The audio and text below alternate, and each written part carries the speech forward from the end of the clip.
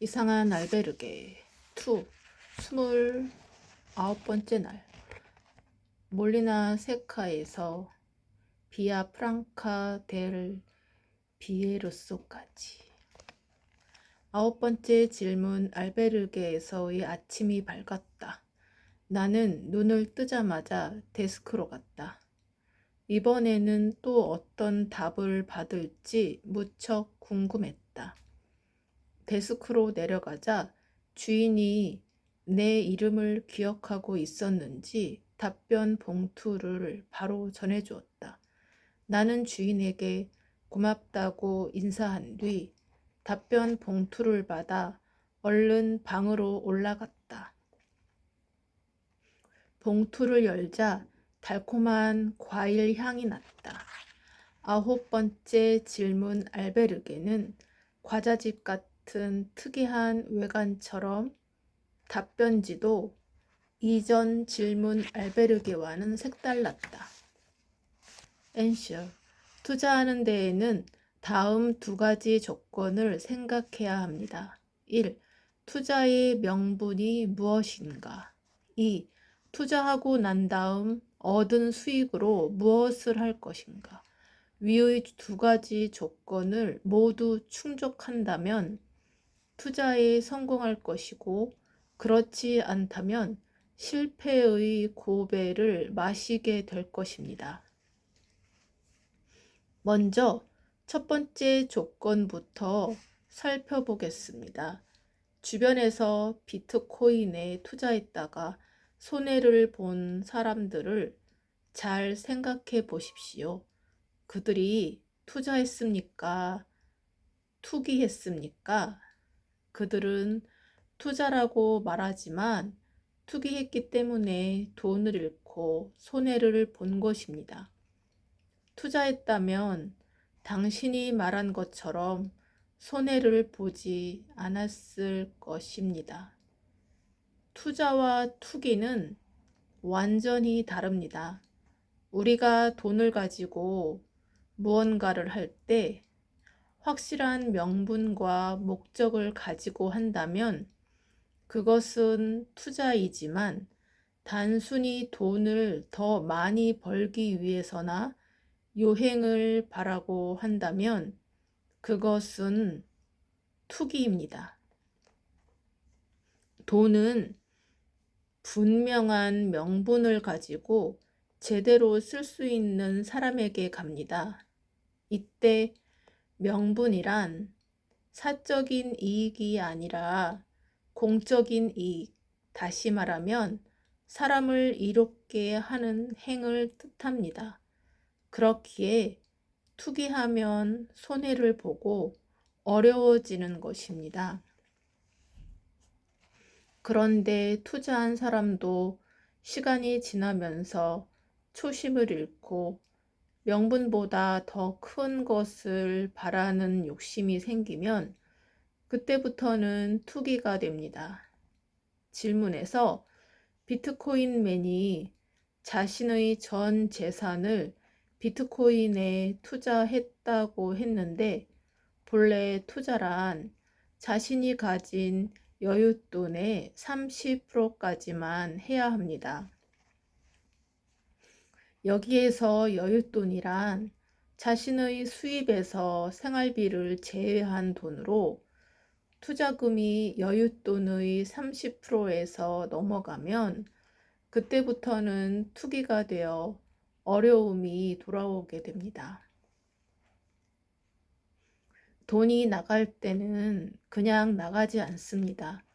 반드시 그것을 소유하던 사람을 핥히고 나갑니다.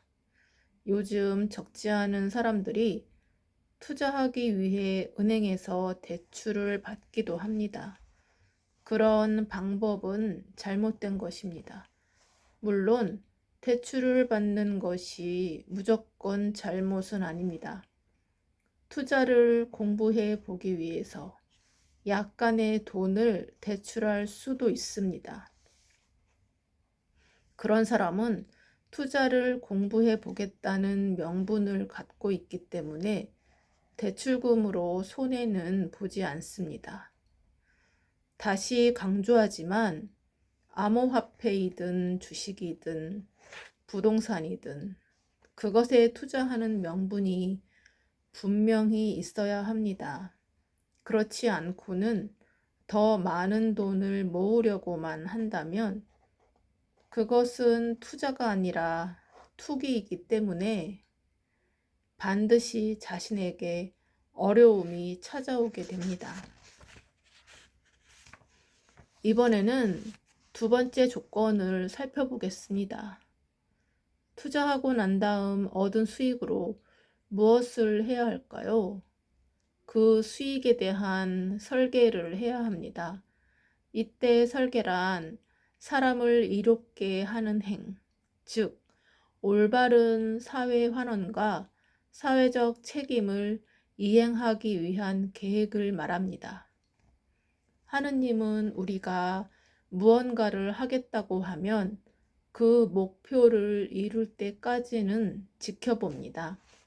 그런데 목표를 이룬 후 그 수익을 사회의 발전을 도모하면서 가치 있게 쓰지 못하고 사적으로 쓰거나 한 곳에 묶어 놓으면 하느님의 회수가 시작됩니다.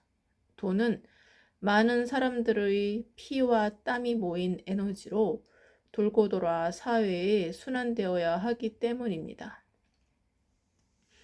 그러면 마지막으로 당신이 말한 비트코인맨에 대해서 살펴보겠습니다. 당신은 비트코인맨이 10배의 수익을 유지하고 기부하고 있다고 했습니다. 그런데 과연 그의 부가 10년, 20년이 지나도 계속 유지될까요? 그가 단순히 자신과 가족들의 안위를 위해서 살고 비트코인의 상용화를 위해 개인 간의 거래를 활성화하는 정도의 역할만을 한다면 그에게는 많은 돈이 필요하지 않습니다. 그러면 그가 사용하지 않는 나머지 비트코인은 쓰임 없이 한 곳에 묶여 있는 것이 됩니다. 앞서 말했듯이 돈은 사람들의 피와 땀이 어린 희생으로 만들어진 앞서 말했듯이 돈은 사람들의 피, 땀, 어린 희생으로 만들어진 에너지입니다. 이 에너지는 반드시 순환되어야 합니다. 그래서 하느님은 이런 에너지가 암호화폐의 형태이든 실물화폐의 형태이든 한 곳에 묶여 있게 두지 않습니다. 그렇기에 어떤 방식으로든 비트코인맨에게 필요한 돈을 제외한 나머지 돈은 하느님이 회수해 갑니다. 하지만 그가 사회를 위한 이로운 행을 한다면 그는 지금의 수익을 유지할 뿐만 아니라 더 크게 이로운 행을 할 수 있도록 그에 맞는 더 큰 수익이 주어지게 됩니다. 비트코인맨의 프로젝트는 여전히 진행 중입니다. 그렇기에 앞으로의 행보를 지켜보아야 합니다. 그가 초심을 잃지 않고 공익을 위해 산다면 그는 진정으로 성공한 사람이 될 것이고 그렇지 않다면 어려워지게 될 것입니다. 요행을 바라지 마십시오. 명분 없이 돈만 벌려고 욕심내는 자는 하늘이 절대 돕지 않습니다. 다음 질문 알베르게의 주소는 뒷면에 있습니다.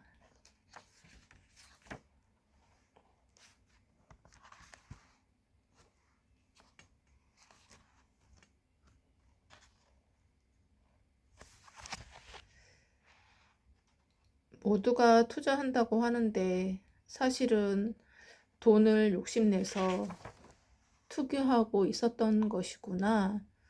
그래서 다들 망하는구나.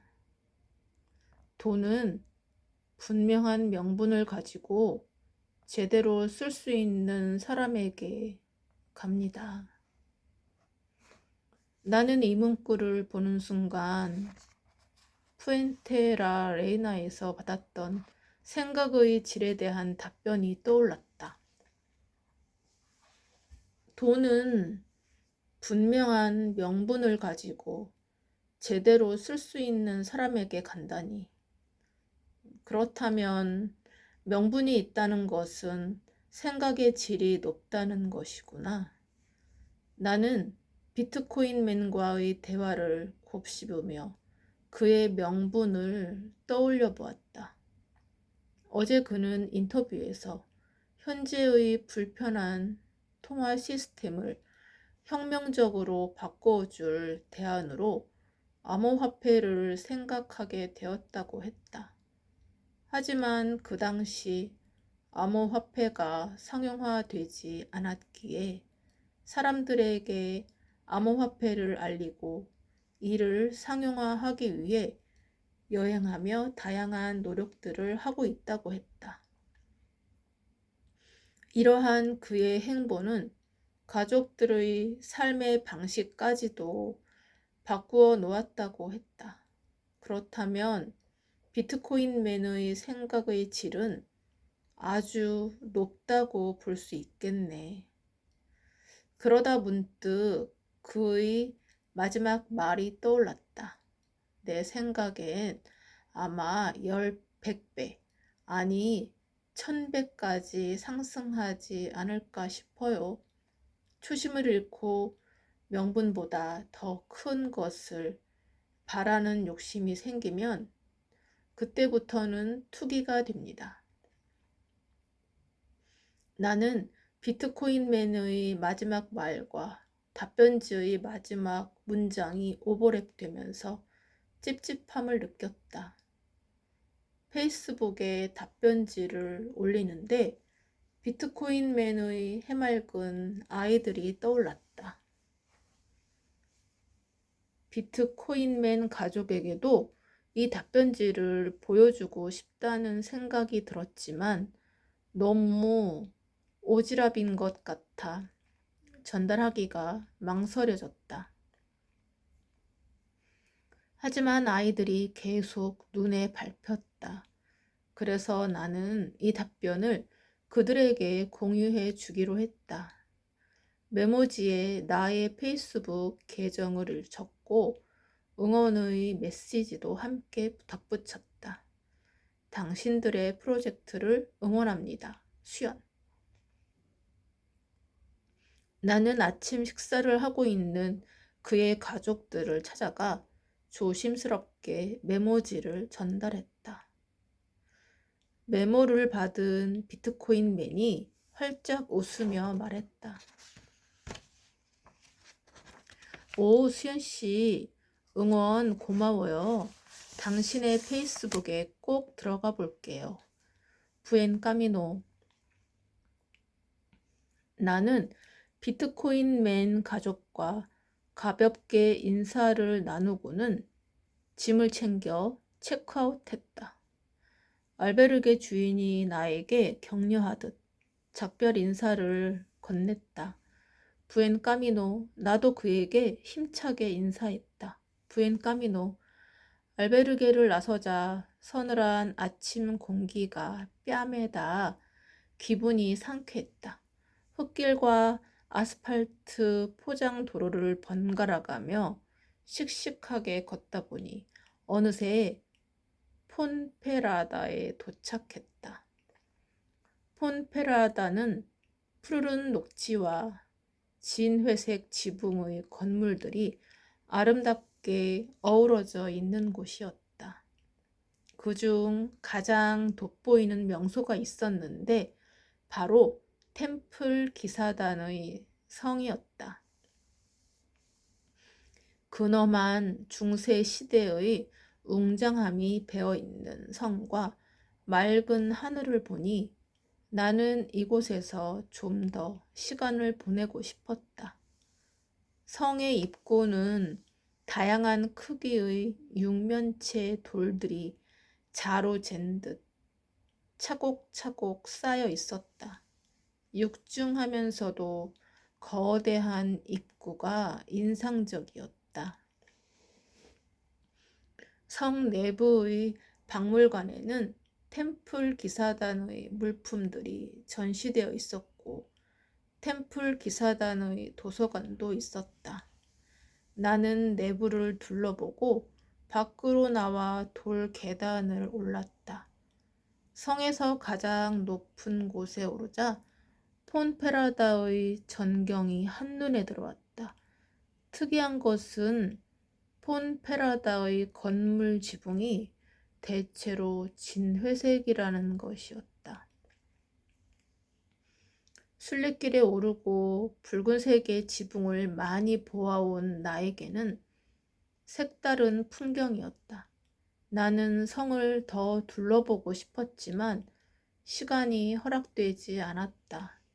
아쉬움을 뒤로하고 성문을 나오는데 한 무리의 여행객들이 들어오고 있었다. 나는 그들과 인사를 교환했다. 템플 기사단의 성을 나와 폰페라다의 이곳저곳을 카메라에 담고 다음 행선지로 향했다. 완만하게 펼쳐진 오르막길과 내리막길이 때로는 평온하게 때로는 지루하게 느껴졌다. 나는 꽤 오랜 시간을 부지런히 걸어서 비아 프랑카에 도착했다. 마을 외곽에서 이글레시아 데 산티아고 성당이 나를 맞아주었다. 이 성당에는 용서의 문이 있는데 여기에는 재미있는 이야기가 전해졌다. 오래전 교황 칼리스토 3세가 순례자가 피치 못할 사정으로 순례를 다 마치지 못하자 이 문을 통과하면 순례길을 모두 걸은 것으로 인정해 주겠다고 했다. 하하, 뭔가 엄격할 것만 같은 순례길에도 이런 융통성이 있었네. 하느님도 그렇게 꽉 막히지는 않았나 봐. 나는 어느새 비아 프랑카 마을 중심부에 다다랐다. 자리가 있을 거라고 생각하고 예약하지 않았는데 찾아간 알베르게마다 만실이었다. 이런 경우는 잘 없었는데 이상했다. 나는 어쩔 수 없이 마을 외곽으로 향했다.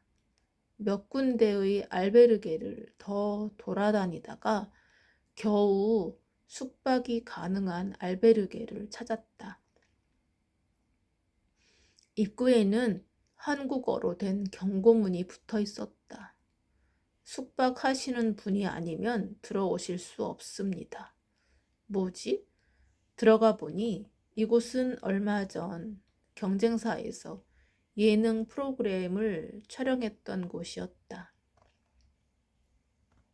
그 촬영지가 비아 프랑카에 있다는 사실을 알고 있었지만 설마 내가 여기까지 오게 될 줄은 몰랐다. 알베르게 안으로 들어서자 TV에서 보았던 모습과는 사뭇 달랐다. 이젠 방송이 끝나서인지 시설도 여느 알베르게와 크게 다르지 않았다. 나는 체크인한 뒤 김 부장에게 메시지를 보냈다. 페이스북 메시지 투 김병아. 부장님, 오늘은 비아 프랑카에서 묵게 되었습니다. 숙소가 없어서 한참 헤매다가 들어왔는데 마침 에스파냐 하숙 촬영지네요. 그런데 직접 와서 보니 그냥 그러네요. 한참 페이스북 메시지를 보냈는데 옆에서 서툰 영어가 들려왔다. 여기가 한국 TV에 나온 숙소예요. 에스파냐 알베르게. 한국인 순례자가 이곳을 방문한 또 다른 외국인 순례자에게 이곳을 소개해주고 있었다. 오, 그래요? 한국에서?